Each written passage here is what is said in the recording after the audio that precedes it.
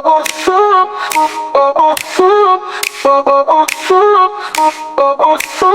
si Maps Mix Vlog. Good morning, good afternoon, and good evening po sa lahat. Andito po tayo sa kitchen. Magluluto po tayo ng putsero. Ito po yung mga ingredients papakita ko sa inyo. Meron tayong tomato, onion, sauté na saba, sweet potato, cabbage at saka Chinese cabbage, Baguio beans, pork broth, tomato paste, and meron tayo ditong nilaga na pork. So, ngayon, umpisa na natin sa pagluto. So, magsasaute po muna tayo na yun ng ating tomato and onion. Meron na tayong casserole dito. May tubig pa.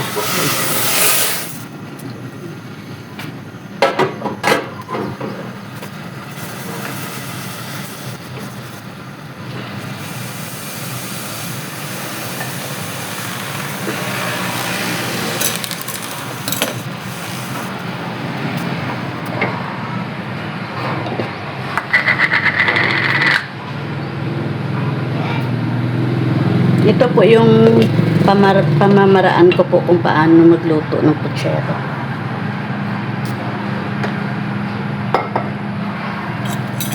So ngayon, konti lang po yung oil na nilagay ko. Kasi yung pork natin is medyo may taba-taba.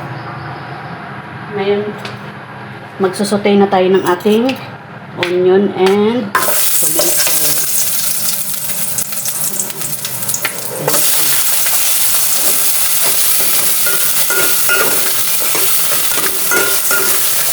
Kung wala po kayong sweet potato, pwede nyo naman pong gamitan ng potato. Potato lang, pwede.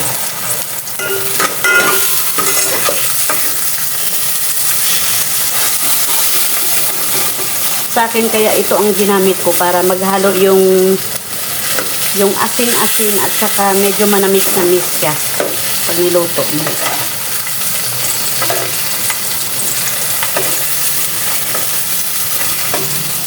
Sana kasi maglililaga ako. Nakita ko mayroon kaming sweet potato. Saka mayroong banana. Pero na lang.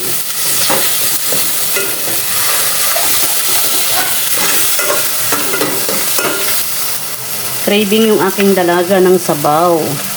Kasi masama ang pakiramdam. Umuwi from Davao. Sabi ko, magpuputsero na lang ako ngayon. Kaya, ito ngayon ang ating menu for today is putsero. Now, ilalagay na po natin ang ating pork.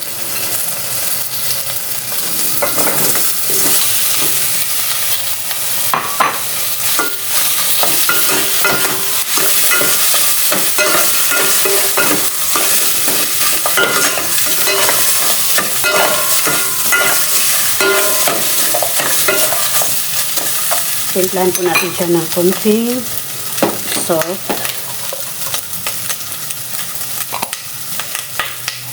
Ground pepper.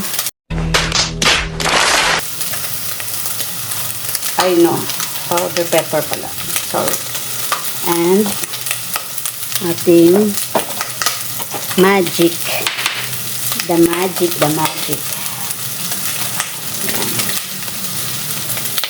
Konti lang po. Para kumapit lang po sa paligisa natin.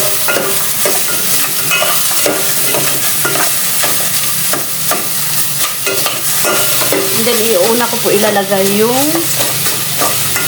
sweet potato. Kasi yung sweet potato is matigas. So, sabay natin sa paglaga sa pork.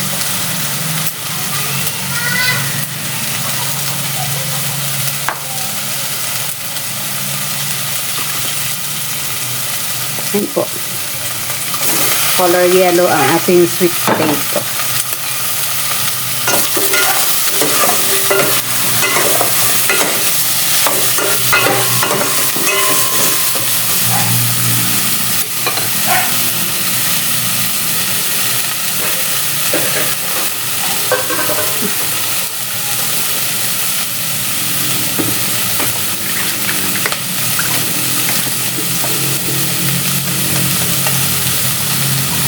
Takpan po natin siya kadali.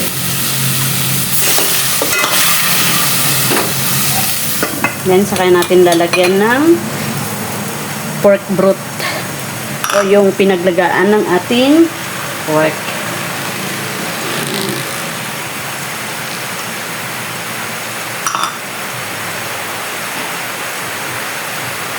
Ngayon is maulan na naman ang aming panahon dito.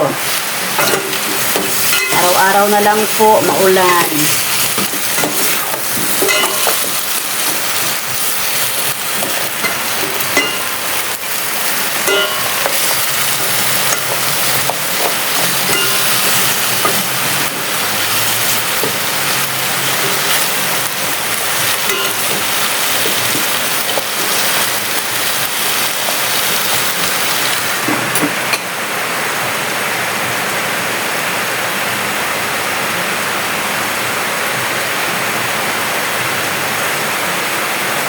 Pwede na po natin ilagay yung ating pork broth.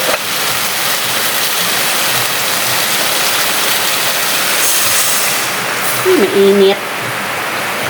Aroy, aroy, aroy.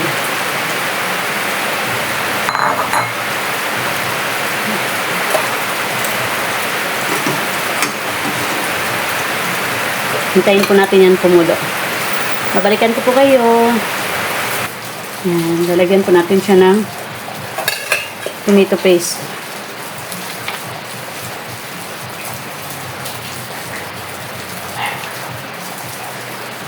Pwede po tomato sauce. Pero ito po yung mayroong akong available. So, ito na lang po gagamitin ko. Actually, may available naman na tomato sauce. So, nga lang, hindi pa siya na-open ba. So, ito, ubusin na natin to para hindi masayang, hindi masira yung ating tomato paste.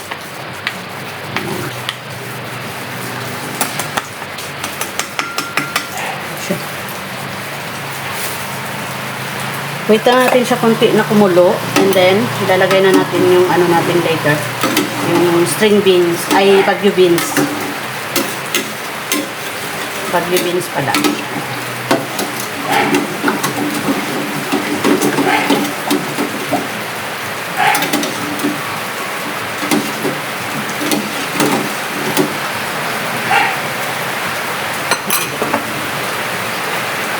Back to you later, guys.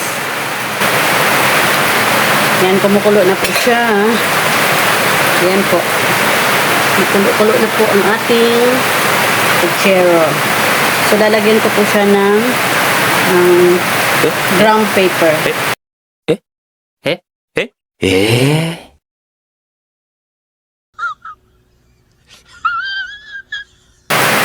Tapos, ilalagay na po natin yung ating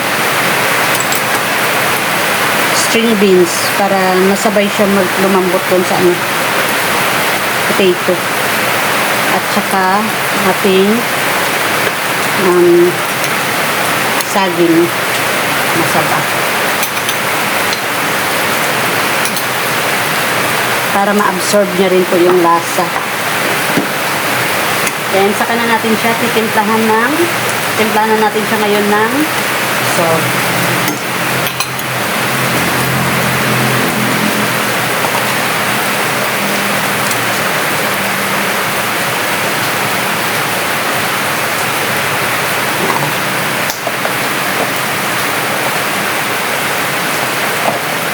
Another magic.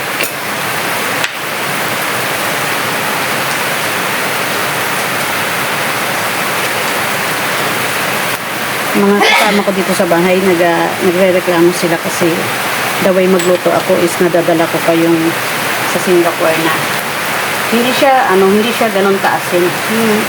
Hindi rin naman ganun katabang. Tama lang ba?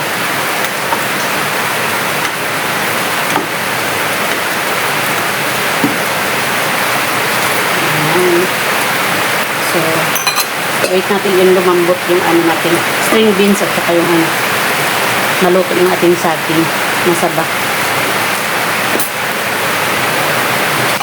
Yan na po. Lumamoy ka.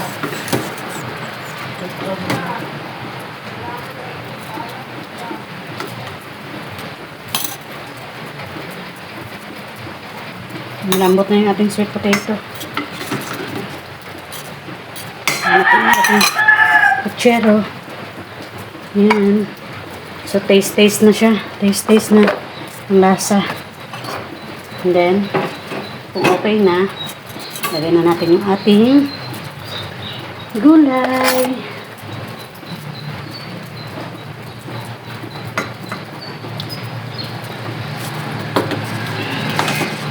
Okay na siya. Pero lagyan natin siya ng pambalakot. A little longer than a few minutes later. Mix natin natin steady.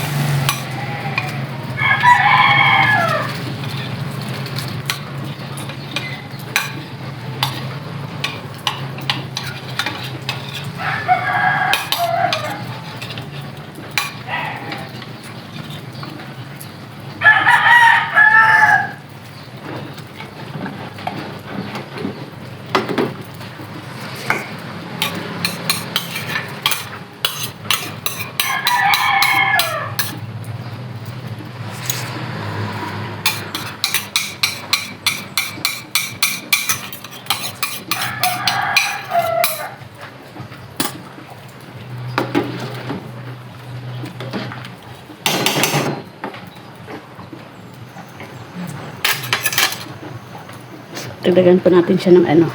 Sorry po. Minta.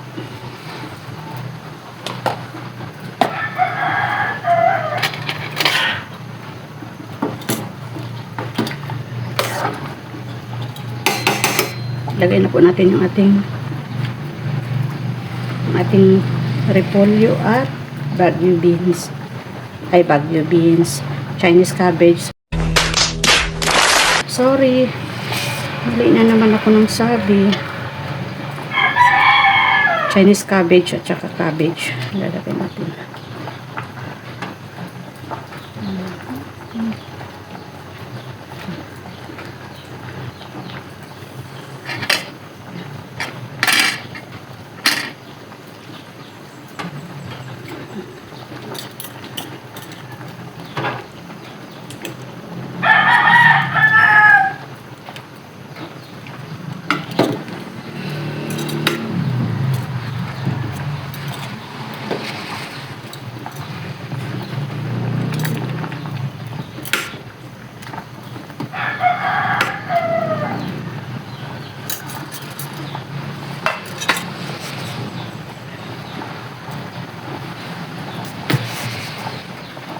So, okay na po yan. Yan na po yung ating puchero. Off na natin. Yan. Yan na po. Okay. That's it. Have a nice day, everyone. Thanks for watching. Do like, share po, and comment sa aking video. Thanks. God bless everyone.